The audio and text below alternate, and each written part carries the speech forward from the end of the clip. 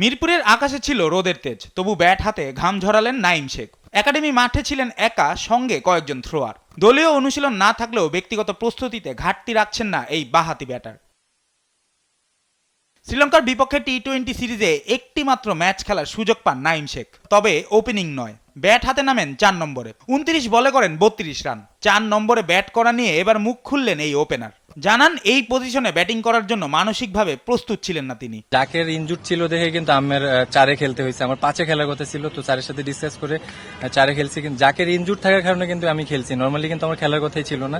তো অপরচুনিটি আসবে, two be honest এইভাবে মেন্টালি প্রিপেয়ার ছিলাম না।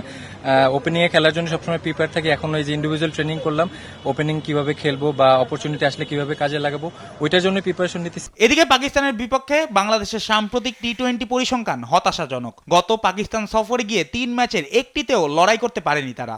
এর আগে 2021 সালে ঘরের মাঠেও 3 ম্যাচের সিরিজে হোয়াইট ওয়াশ হয় টাইগাররা। তবে ঘরের মাঠে খেলা হওয়ায় নিজেদেরকেই এগিয়ে রাখলেন এই বাঁহাতি ওপেনার। ডেফিনেটলি আমরা আমাদের হোমে সবসময় আগায় রাখি নিজেদের টিমকে, এবারও নিজেদের টিমকে আগায় রাখবো। এদিকে এই সিরিজকে সামনে রেখে অনুশীলন শুরু করেছে সফরকারী পাকিস্তান দলও। ফ্লাড লাইটের আলোতে ব্যাটিং, বোলিং, ফিল্ডিং 3 বিভাগেই নিজেদের ঝালিয়ে নিয়েছে তারা। 20 জুলাই মিরপুর শেরেবাংলা স্টেডিয়ামে অনুষ্ঠিত হবে 3টি টি-20 ম্যাচ।